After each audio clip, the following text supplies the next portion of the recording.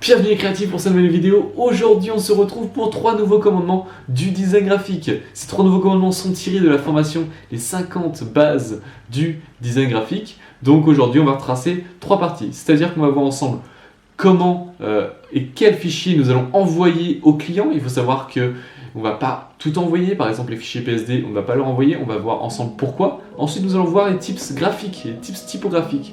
C'est-à-dire qu'il y a une petite astuce que très peu de designers, je pense, ne connaissent. On va voir si toi tu connais.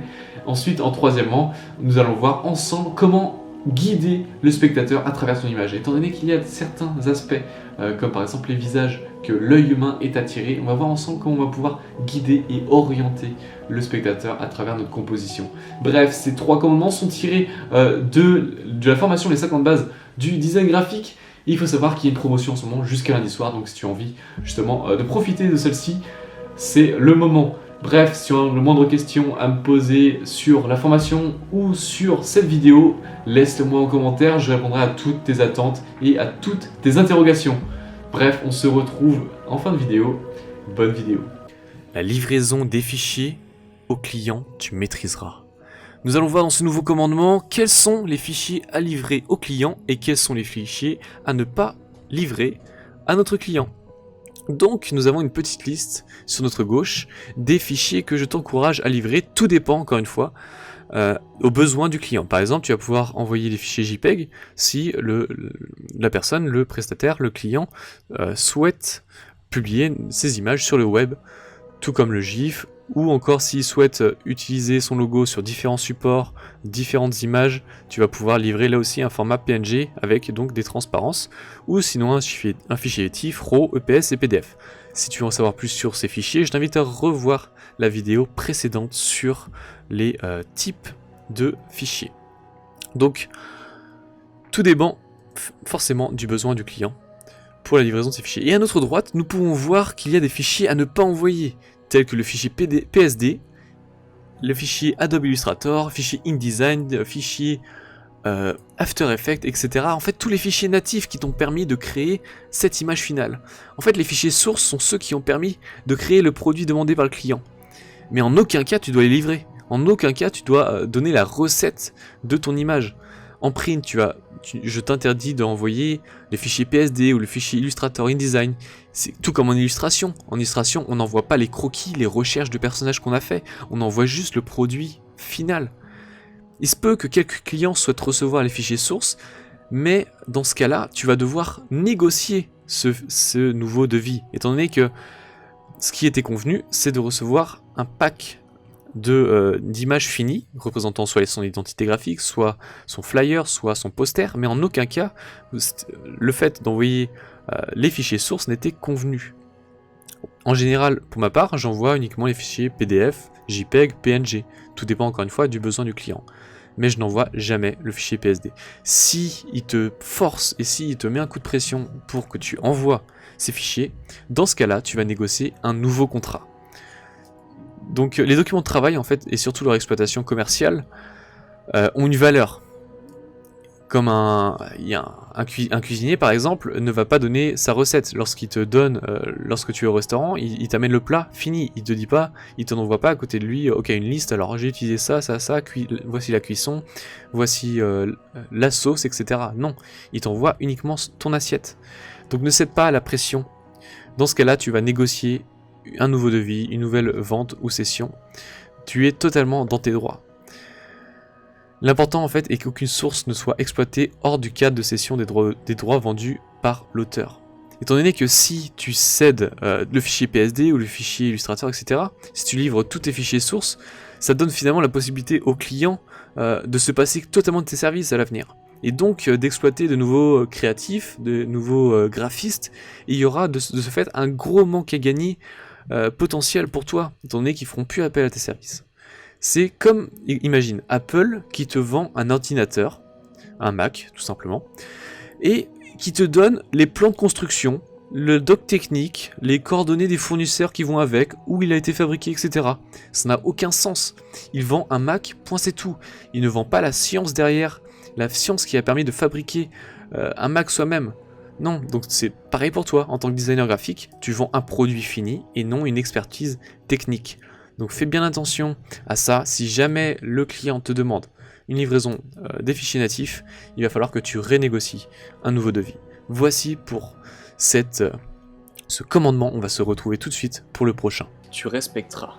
Je vais te donner un petit tips. Ça va être très rapide, mais qui va t'aider à améliorer d'un point, ou plutôt de 0,5 points, le design de ton site web. C'est un détail important que très peu de designers connaissent. Ce petit détail, c'est celui-ci. C'est le fait de rajouter 0,5 points en plus aux mots qui sont en sérif italique. Étant donné que les mots sérif italique apparaissent plus petits lorsqu'ils sont appliqués de cette manière. Donc le fait de rajouter un plus 0,5 va ajuster la composition et ajuster ce mot qui est en italique avec le reste de la phrase. Encore une fois, le diable se cache dans les détails. Ce proverbe suisse a totalement raison et je t'invite fortement à appliquer cette règle que très peu de designers connaissent mais qui a son importance. Je te donne un petit exercice qui est tout simplement d'écrire une simple phrase avec un seul ou plusieurs mots en sérif italique et appliquer la règle que je t'ai enseignée. Fais attention, cette règle fonctionne uniquement pour les mots en sérif, c'est-à-dire avec empattement. Donc, applique cette règle, fais ce petit exercice qui est très rapide. Et pour tes futurs visuels, si tu as envie de passer au niveau supérieur et d'enseigner, d'épater un petit peu tes potes, tu vas pouvoir leur dire « Ok, si tu as envie que ton visuel soit correct à 100%, applique cette petite règle. » Allez, on va passer tout de suite au commandant suivant. Guider le spectateur, tu devras. Nous allons voir dans ce nouveau commandement comment faire pour orienter le lecteur ou ton spectateur sur ton design. On va pouvoir contrôler son œil et l'orienter à travers tes images. Donc on va voir ça à l'aide de 5 différentes règles. Nous allons commencer avec la règle des tiers, ensuite nous allons passer à la symétrie, puis nous allons orienter notre spectateur à l'aide des visages et des images, ensuite la typographie et enfin nous finirons par les couleurs. Commençons tout de suite avec la règle des tiers. En quoi consiste la règle des tiers? C'est une règle très simple qui propose qu'une image soit structurée, soit découpée en 9 parties égales par 2 lignes horizontales équidistantes et 2 lignes verticales, qu'on appelle la ligne des tiers. Et donc il va falloir que tes éléments de ta composition, les éléments les plus importants, soient à l'intersection de ces axes. Et ton œil va naturellement déjà s'orienter premièrement vers ce point, ensuite vers le point numéro 2, ce deuxième croisement, ensuite le point numéro 3 et le point numéro 4. C'est pour cela qu'une bonne composition photographique, notamment, et aussi au niveau de ton design, va être lorsque tu vas orienter et placer tes éléments les plus importants sur ces nœuds. Sur ce premier nœud, nous avons ce cheval, plus ou moins au bon endroit, mais ce qui permet de le mettre en valeur et d'avoir une structure bien intéressante et voir ce cheval en premier. Ensuite, nous avons un second point qui est situé sur ce second cheval qui est blanc, qui est du coup contrasté avec les chevaux environnants. Donc cette photographie est vraiment bien composée due à cette règle des tiers. Le photographe a soigneusement placé ces éléments ou plutôt même pas placé ces éléments, elle a profité du moment pour justement offrir ce cadrage. Donc toi aussi utilise la règle des tiers dans tes designs. On va voir notamment avec cette image qui est un poster réalisé par Xavier Esquessa Trias. Et donc ce design est là aussi parfaitement mis en place et elle a utilisé la règle des tiers. Elle a bien fait attention, il a bien fait attention là aussi à utiliser les vides à bon escient.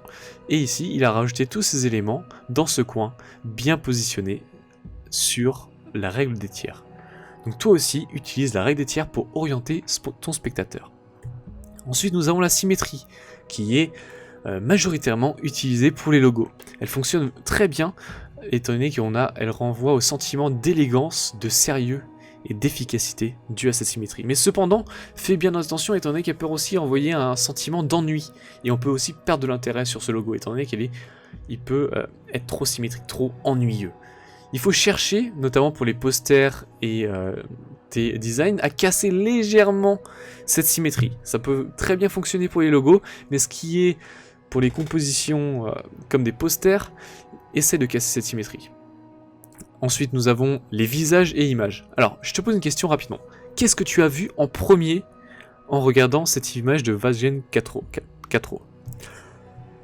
Eh bien, tu as vu, oui, premièrement, cette petite image, ce visage qui est partiellement découpé. C'est étonnant, non? Il faut savoir que les visages est un des éléments que l'œil humain est le plus attiré. Il faut savoir que on cherche constamment à se rattacher à ce que l'on connaît. Et ici, un visage humain. Donc il faut savoir qu'il y a différents éléments que l'être humain est attiré, notamment sur ce type de visuel. Ça va être premièrement le visage, avec les yeux. Il y a aussi le sexe qui attire facilement le regard, les animaux, la typographie. Donc de ce fait, en ayant connaissance que le visage attire premièrement l'œil humain, tu vas pouvoir de ce fait, toi aussi, créer tes compositions en fonction de cette connaissance. Tu vas pouvoir orienter le regard du spectateur en jouant avec cet élément graphique. Donc tu vois, étant donné que c'est un visuel complètement abstrait, le visage de ce personnage va permettre d'orienter le regard du spectateur. Ensuite, nous avons la typographie. Alors, cette fois-ci, qu'est-ce que tu as vu en premier? Personnellement, mon œil a fait ça. Il a regardé ce personnage, ensuite il a balayé vers la gauche, et il est allé finir vers art contemporain et histoire régionale. Donc ici, nous avons la typographie est un autre élément essentiel qui attire le regard. Comme on a vu précédemment, les personnages, les visages, ce que l'on connaît attirent le regard, premièrement, donc c'est pour cela que mon œil a fait ça, il s'est balayé ici, et ensuite, le second élément qui me parle et qui m'est familier, ça va être la typographie, donc ensuite nous avons pu lire art contemporain et histoire régionale. Donc tu vas pouvoir orienter de cette manière, avec le texte, le regard de ton spectateur, et ensuite tu vas pouvoir jouer avec les éléments graphiques qui vont venir souligner ton visuel et tes personnages. Ensuite, nous avons la couleur. Cette fois-ci, qu'est-ce que tu as vu en premier? Comme on l'a vu précédemment, c'est d'abord les visages. Notre œil s'est attiré plus précisément sur les yeux de cette femme, ensuite sur son visage, et ensuite directement sur le texte, mais sur Countdown. Pourquoi? Pourquoi sur Countdown et pas sur The Greatest et All on Earth Radio? Eh bien, tout simplement dû à la couleur, car ce texte est de couleur verte, tout comme les yeux de la femme. Et bien c'est pour cela que notre œil a été attiré directement par ce mot. Donc là aussi tu vas pouvoir orienter ton personnage, ton lecteur, avec l'utilisation de la couleur. On va refaire un autre exemple ici, avec le texte en noir et blanc. Là la composition change totalement. C'est-à-dire que ton œil a tendance à aller vers le regard, aller rapidement vers le texte, mais il ne s'accroche pas, comme précédemment avec le texte en couleur. Il ne reste pas accroché. Ici, il revient vers le visage de la femme, et j'ai mon œil qui est beaucoup plus accroché à cette partie du design. Donc la couleur est un élément essentiel qui va te permettre là aussi de structurer et d'orienter le spectateur. Donc on va faire un petit exercice. Ce que je t'invite à faire, c'est que tu vas te rendre sur Behance ou Pinterest et observer chacun des projets et essayer de deviner, essayer de repérer où ton œil est attiré en premier. Analyse vraiment les éléments qui te sont les plus attractifs et utilise-les dans tes prochaines créations. C'est vraiment important de aussi prendre conscience de où est-ce que ton œil se balade et pourquoi, et essayer de comprendre pourquoi ton œil est resté à cet endroit. Donc fais ce petit exercice, ça va vraiment t'être utile et il est vraiment essentiel pour créer de bonnes compositions et orienter ton spectateur. J'espère que ces 3 commandements t'auront plu, que tu vas pouvoir les utiliser à bon escient à travers tes compositions. Encore une fois, ces 3 commandements sont tirés de 50 autres pépites qui retracent justement les bases du design graphique, et je te dis que voilà, tu vas en apprendre des choses à travers cette formation, donc tous les liens sont dans la description si tu veux en savoir plus. Et donc voilà, si tu as la moindre question, encore une fois, comme je l'ai dit, n'hésite pas en commentaire, je suis là vraiment pour t'aider, donc pose-moi ces questions dans les commentaires. Et encore une fois, je tiens à te préciser qu'il y a à chaque fin d'exercice, chaque fin de commandement, un petit exercice que tu vas pouvoir réaliser, que tu vas pouvoir m'envoyer à l'adresse uniquegraphisme@gmail.com. Donc voilà, l'idée c'est vraiment de t'aider à 100%. Donc à travers cette formation, tu auras la possibilité d'interagir avec moi à travers les différents exos qu'on verra ensemble. J'espère vraiment que ça t'aura plu, reste motivé, reste créatif, reste unique. Ciao.